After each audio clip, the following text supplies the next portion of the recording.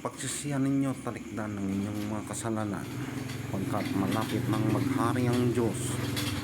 Ito ang isang sumisigaw sa hanap ng panunod kay Tigbawan, Iloilo. Ihanda ninyo ang daranan ng Panginoon. Tuwirin nyo ang kanyang mga landas, mga tao, kayong mga lahi ng mga ulupong. Sino ang nagpabalak sa inyo para tumakas sa parusang darating? Ipakilala nyo sa inyong pamumuhay na kayo'y nagsisi, at huwag inyong ipanghas na kayo'y mga anak ni Abraham.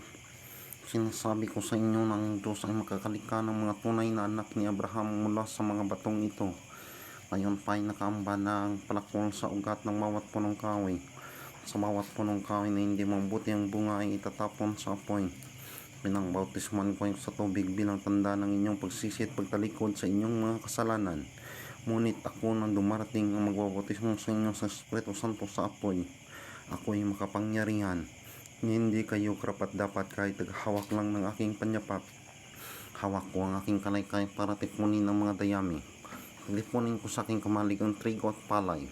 Ngunit ang ipa nito ay tatapon sa apoy na hindi namamatay-matay kailanman.